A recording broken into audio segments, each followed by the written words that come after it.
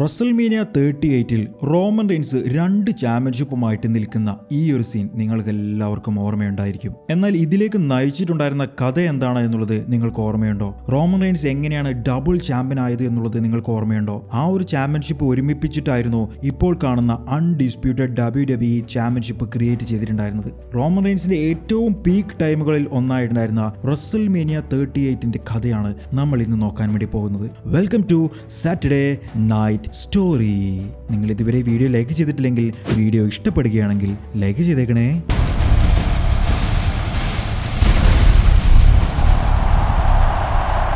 2022 Royal Rumble വിജയിച്ചിട്ടുണ്ടായിരുന്നത് Brock Lesnar ആയിരുന്നു.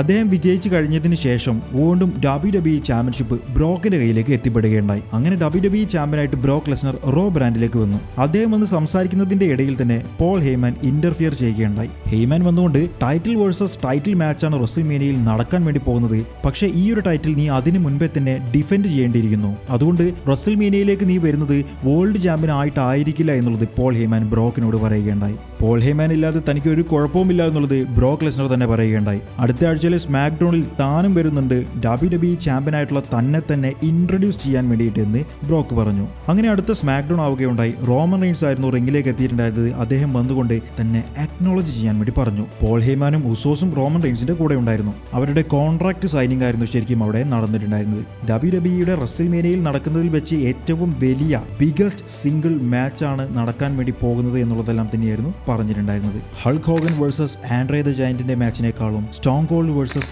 Rock മാച്ചിനേക്കാളും അണ്ടർടേക്കറിന്റെ സ്ട്രീക്കിനേക്കാളും അതിന്റെ പകുതി ക്രെഡിറ്റ് നമ്മുടെ ബ്രോക്ക് ലെസ്നറിനും കൊടുക്കണം എന്നുള്ളതെല്ലാം തന്നെ പോൾ ഹെയ്മാൻ പറയുകയുണ്ടായി. Winner take all title unification മാച്ചാണ് റസൽമേനിയയിൽ നടക്കാൻ വേണ്ടി പോകുന്നത്. അതായത് ആ ഒരു മാച്ചിൽ വിജയിച്ചു കഴിഞ്ഞാൽ ചാമ്പ്യൻഷിപ്പ് ആരാണോ വിജയിക്കുന്നത് അവരുടെ കയ്യിലേക്ക് എത്തും, 2 എണ്ണവും. കുറച്ചു നേരം കഴിഞ്ഞപ്പോഴേക്കും ബ്രോക്ക് ലെസ്നർ അവിടേക്ക് എത്തി. ബ്രോക്ക് ലെസ്നറിന്റെയും റോമന്റെയും നടുക്കായിട്ട് സെക്യൂരിറ്റികൾ ഉണ്ടായിരുന്നു. അപ്പോൾ പോൾ ഹെയ്മാൻ പറഞ്ഞിട്ടുണ്ടായിരുന്നത് ട്രൈബൽ ചീഫിൽ നിന്നും ബ്രോക്കിനെ രക്ഷിക്കാൻ വേണ്ടിയിട്ടാണ് ഈ സെക്യൂരിറ്റികളെ താൻ ഏർപ്പാടാക്കിയത് എന്ന് തന്നെയാണ്. ബ്രോക്ക് വന്നുകൊണ്ട് പോൾ ഹെയ്മാനെ നന്നായിട്ട് തെറി വിളിക്കുകയുണ്ടായി. എന്നിട്ട് ബ്രോക്ക് തന്നെ അദ്ദേഹത്തെ ഇൻട്രൊഡ്യൂസ് ചെയ്തു. അതായത് പോൾ ഹെയ്മാൻ എങ്ങനെയാണോ ബ്രോക്ക് ലെസ്നറെ ഇൻട്രൊഡ്യൂസ് ചെയ്തിട്ടുണ്ടായിരുന്നത് അതേ രീതിയിൽ ബ്രോക്ക് ലെസ്നർ അദ്ദേഹത്തെ തന്നെ ഇൻട്രൊഡ്യൂസ് ചെയ്യുകയുണ്ടായി. ഈ നിൽക്കുന്ന സെക്യൂരിറ്റികൾക്ക് എന്നെ സ്റ്റോപ്പ് ചെയ്യാൻ കഴിയുമെന്ന് നീ വിചാരിക്കുന്നുണ്ടോ പോൾ?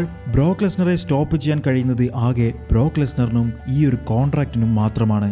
ഇതും പറഞ്ഞുകൊണ്ട് ബ്രോക്ക് ലെസ്നർ ആ ഒരു കോൺട്രാക്ട് സൈൻ ചെയ്തു. എന്നിട്ട് റോമൻ റെയിൻസിന്റെ നേരേക്ക് ഒരൊറ്റ ഏറ്. അപ്പോൾ തന്നെ പോൾ ഹെയ്മാൻ പറഞ്ഞു, നീ നിന്റെ കയ്യിലുള്ള ആ ഒരു ടൈറ്റിൽ എന്തായാലും റസൽമേനിയയ്ക്ക് മുൻപേ തന്നെ നഷ്ടപ്പെടുത്താൻ വേണ്ടി പോവുകയാണ്.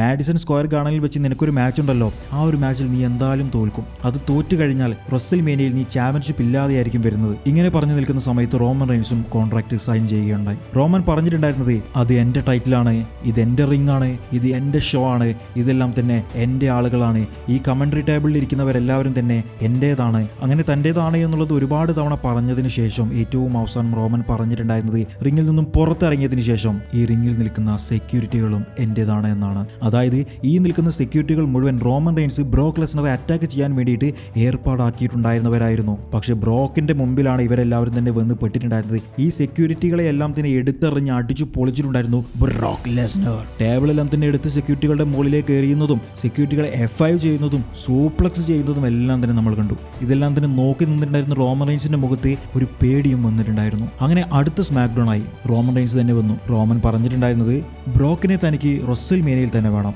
ബ്രോക്ക് എന്നിട്ട് ആ ഒരു മാച്ചിൽ തോറ്റതിന് ശേഷം ചാമ്പ്യൻഷിപ്പ് എനിക്ക് കൊണ്ടുവന്നു തരണം. അങ്ങനെ ഞാൻ ഡബിൾ ചാമ്പ്യനായി മാറണം. ഈ ഇരിക്കുന്ന ഫാൻസിന് മുഴുവൻ ഞാനൊരു സ്പോയിലർ പറഞ്ഞു തരട്ടെ, ഞാൻ ബ്രോക്ക് ലെസ്നറെ സ്മാഷ് ചെയ്യും, ബ്രോക്കിനെ പിൻ ചെയ്യും, ചാമ്പ്യൻഷിപ്പ് വിൻ ചെയ്യും. ബ്രോക്കിന് മറ്റൊരു ചോയ്സും ഉണ്ടായിരിക്കില്ല.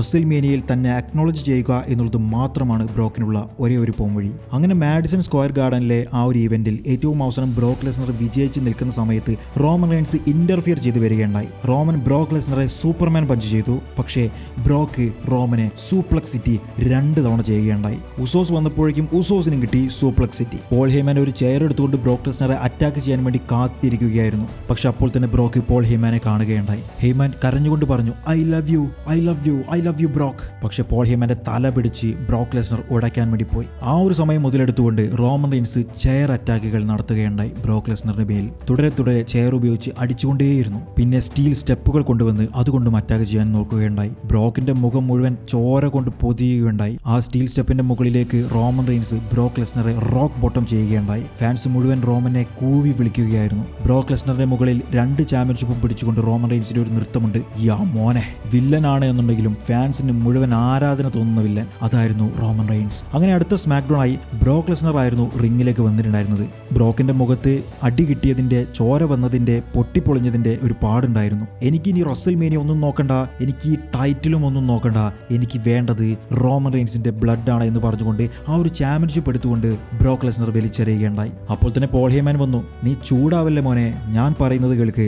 റോമൻ ഇപ്പോൾ ഇവിടെയില്ല, അതുകൊണ്ട് നിനക്ക് ഒന്നും തന്നെ റോമൻ റെയിൻസിനെ ചെയ്യാൻ കഴിയില്ല എന്നുള്ളതെല്ലാം തന്നെ പറഞ്ഞു നിൽക്കുന്ന സമയത്ത് ബ്രോക്ക് ചോദിച്ചു, റോമൻ ഇവിടെ ഇല്ല എന്നുണ്ടെങ്കിൽ ഹെയ്മാൻ നിന്നെ ആരാണ് പ്രൊട്ടക്ട് ചെയ്യാനുള്ളത് എന്ന് പറഞ്ഞ് പോൾ ഹേമാന്റെ പുറകെ നന്നായിട്ട് ഓടുകയുണ്ടായി ബ്രോക്ക് ലെസ്നർ. പോൾ ഹേമൻ അപ്പോഴേക്കും സെക്യൂരിറ്റികളെ ഏൽപ്പിച്ചിട്ടുണ്ടായിരുന്നു. ഹെയ്മാൻ ഓടുന്ന വഴിക്ക് സെക്യൂരിറ്റികൾ ബ്രോക്ക് ലെസ്നറെ പിടിച്ചു വെച്ചു. ഈ ഒരു അവസരം മുതലെടുത്തുകൊണ്ട് പോൾ ഹേമാൻ ഒരു കാറിൽ കയറിക്കൊണ്ട് പോവുകയുണ്ടായി. പിന്നീട് നടന്നിട്ടുണ്ടായിരുന്ന സ്മാക്ഡൗണിൽ റോമൻ റെയിൻസ് വരികയുണ്ടായി. അദ്ദേഹം വന്നുകൊണ്ട് ബ്രോക്ക് ലെസ്നറിനെതിരെ ഒരുപാട് വീരവാദങ്ങൾ മുഴക്കി. ബ്രോക്കിന് ഇന്ന് എന്തായാലും വരാൻ കഴിയില്ല, അതായത് ഒരു വെതർ ഇഷ്യൂ കാരണം ബ്രോക്കിന്റെ ഫ്ലൈറ്റ് മിസ്സായിട്ടുണ്ട്, ബ്രോക്ക് ലെസ്നർ എന്തായാലും സ്മാക്ഡൗണിൽ ഉണ്ടായിരിക്കില്ല എന്നുള്ളത് റോമൻ തന്നെ പറഞ്ഞു. പക്ഷെ അപ്പോഴേക്കും ഫാൻസ് മുഴുവൻ ചാൻറ്റ് ചെയ്യാൻ തുടങ്ങി, we want Lesnar, we want Lesnar.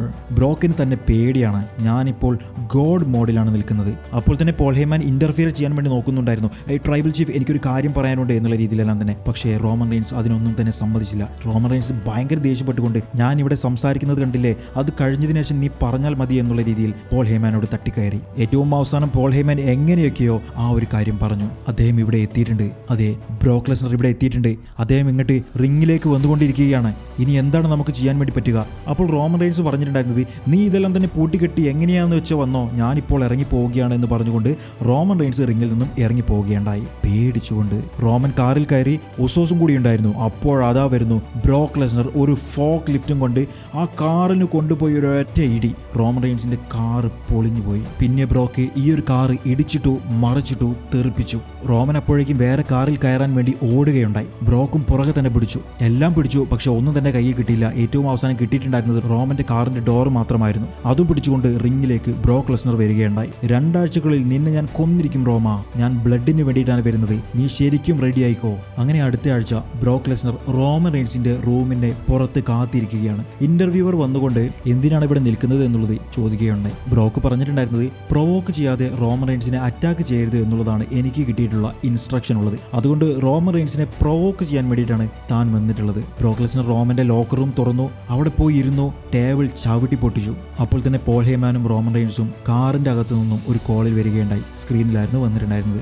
Roman പറഞ്ഞത്, എന്റെ റൂമിൽ നിന്നും നീ ഇപ്പോൾ തന്നെ പോയിക്കോ, അല്ല എന്നുണ്ടെങ്കിൽ നിന്റെ തലയിൽ നിന്നും അന്ന് വന്നതുപോലെ ചോര ചിന്തും. അങ്ങനെ പറഞ്ഞ് പേടിപ്പിച്ചപ്പോൾ വീണ്ടും ഇന്റർവ്യൂവർ വന്ന് ബ്രോക്കിനോട് അയച്ചു ചോദിച്ചു, റോമൻ റെയിൻസ് വരുന്നതിന് മുൻപേ നിങ്ങൾ ഇവിടെ നിന്നും ലീവ് ചെയ്യുന്നുണ്ടോ എന്ന്. അപ്പോൾ ബ്രോക്ക് പറഞ്ഞിട്ടുണ്ടായിരുന്നത്, ഇവിടെ ഇനി പൊട്ടിക്കാൻ ഒരു സാധനം പോലും ഇല്ല എന്നുള്ള ലെവലിൽ എത്തിക്കഴിഞ്ഞാൽ ഞാൻ ഇവിടെ നിന്നും ഇറങ്ങും, അതുവരെ ഞാൻ ഇവിടെ നിന്നും ഇറങ്ങിപ്പോകില്ല എന്നായിരുന്നു. കുറച്ചു നേരം കഴിഞ്ഞപ്പോൾ റോമൻ റെയിൻസ് റിങ്ങിൽ വരികയുണ്ടായി. പോൾ ഹേമാനോട് ചോദിച്ചു, ഹെയ്മാൻ, ബ്രോക്ക് ലെസ്നർ ഇപ്പോഴും എന്റെ ലോക്കർ റൂമിലുണ്ടോ? സ്ക്രീനിൽ റോമൻ റെയിൻസിന്റെ റൂം കാണിക്കുകയുണ്ടായി. ബ്രോക്ക് ലെസ്നറെ ഒന്നും തന്നെ ആ ഒരു സ്ക്രീനിൽ കാണാനില്ലായിരുന്നു, അതായത് ആ ഒരു റൂമിൽ കാണാനില്ലായിരുന്നു. റോമൻ റെയിൻസിന് ദേഷ്യം അടക്കാൻ കഴിയുന്നുണ്ടായിരുന്നില്ല.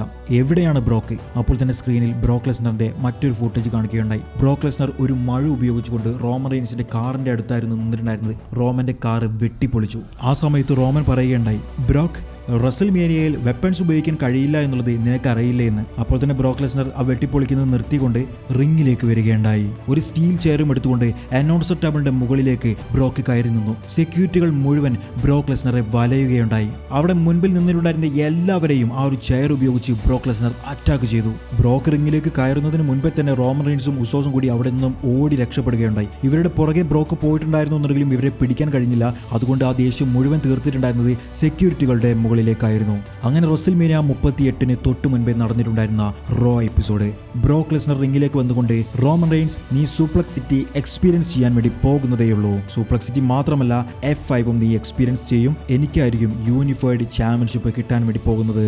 പിന്നീട് അതേ റോ എപ്പിസോഡിൽ റോമൻ റെയിൻസ് വന്നു. ട്രൈബൽ ചീഫ് എല്ലാ കാര്യങ്ങളും ചെയ്തു. പക്ഷെ ഒരു കാര്യം മാത്രം ട്രൈബൽ ചീഫിന് ഇതുവരെ അച്ചീവ് ചെയ്യാൻ കഴിഞ്ഞിട്ടില്ല. ബീസ്റ്റിനെ റെസിൽമേനിയയിൽ തോൽപ്പിക്കുക എന്നുള്ളത്. ഫാൻസ് മുഴുവൻ സൂപ്ലക്സിറ്റി ചാൻഡുകളായിരുന്നു കൊടുത്തിട്ടുണ്ടായിരുന്നത്. ബ്രോക്ക് പറഞ്ഞിട്ടുണ്ടായിരുന്ന ഒരു കാര്യമുണ്ടായിരുന്നല്ലോ, ബ്രോക്കിന്റെ ബ്ലഡിന് അദ്ദേഹം പകരം ചോദിക്കുമെന്നുള്ളത്. എന്നാൽ ഞാൻ ഈ കൊടുത്തിട്ടുണ്ടായിരുന്നത് 2018 റെസിൽമേനിയ 34 എനിക്ക് വന്നിട്ടുണ്ടായിരുന്ന എന്റെ ബ്ലഡിന്റെ പ്രതികാരം തന്നെയായിരുന്നു. ഞാൻ ബ്രോക്കിന്റെ കയ്യിൽ നിന്നും എല്ലാം നേടിയെടുക്കും. ബ്രോക്കിന്റെ ചാമ്പ്യൻഷിപ്പ് റെക്കോർഡ് ഞാൻ എന്തായാലും നേടിയെടുത്തു. പോൾ ഹേമനെ ഞാൻ നേടിയെടുത്തു. ഇനി അദ്ദേഹത്തിന്റെ കയ്യിലുള്ള ആ ഒരു ടൈറ്റിൽ കൂടി ഞാൻ നേടിയെടുത്തേക്കും. എപ്പോഴും എനിക്കിത് പേഴ്സണൽ കാര്യം മാത്രമാണ്. ഒരിക്കലും ഒഫീഷ്യൽ ആയിട്ടല്ല ഞാൻ ബ്രോക്ക് ലെസ്നറിനെതിരെ മത്സരിക്കുന്നത്. അങ്ങനെ ആ ഒരു റോ എപ്പിസോഡും അവസാനിക്കുകയുണ്ടായി. WrestleMania 38 Brock Lesnar versus Roman Reigns തമ്മിലുള്ള ടൈറ്റിൽ യൂണിഫിക്കേഷൻ മാച്ച് ആയിരുന്നു നടന്നിട്ടുണ്ടായിരുന്നത്. മാച്ചിന്റെ ആദ്യത്തിൽ തന്നെ ബ്രോക്ക് ലെസ്നർ അദ്ദേഹത്തിന്റെ ഗ്ലൗസ് എല്ലാം തന്നെ ഊരുകയുണ്ടായി. ഗ്ലൗസ് ഊരിയ ബ്രോക്ക് ലെസ്നറാണ് WWE ഏറ്റവും ഡേഞ്ചറസ് ആയിട്ടുള്ള വ്യക്തി എന്നുള്ളത് നമുക്ക് എല്ലാവർക്കും തന്നെ അറിയാം. ചോര വരുത്താൻ വേണ്ടിയിട്ടാണ് ബ്രോക്ക് ലെസ്നർ തന്റെ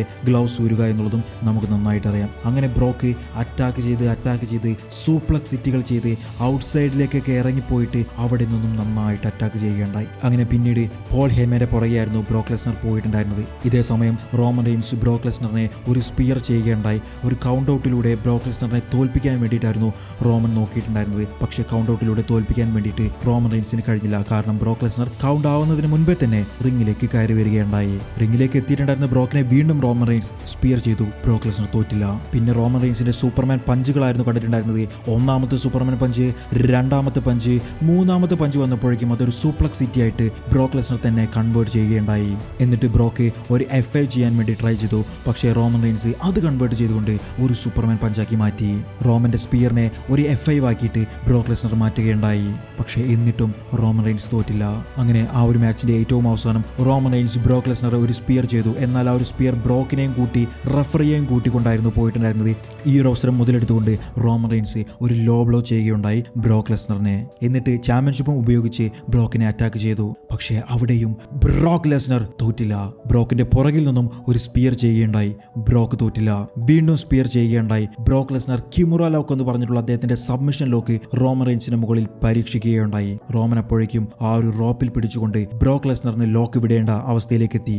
ഏറ്റവും അവസാനം ബ്രോക്ക് ലെസ്നർ ഒരു F5 ചെയ്യാൻ വേണ്ടിയിട്ട് കാത്തിരിക്കുകയായിരുന്നു. എന്നാൽ ആ ഒരു F5 മാറ്റിക്കൊണ്ട് റോമൻ റെയിൻസ് ആ ഒരു സ്പിയർ ചെയ്യുന്നു. He is the winner and double champion.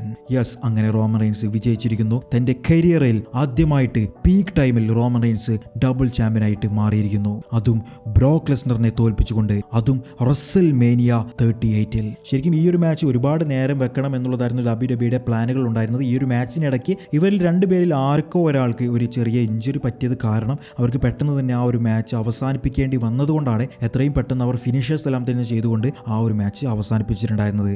എന്തായാലും ഡബിൾ ചാമ്പ്യനായിട്ട് നിൽക്കുന്ന റോമൻ റെയിൻസ് അതൊരു അഴക് തന്നെയാണ്. ഇതുപോലെയുള്ള മറ്റേതെങ്കിലും സ്റ്റോറിയുമായിട്ട് ഞാൻ അടുത്ത ആഴ്ച വരാം. അതുവരേക്കും ബൈ ഗായ്സ്.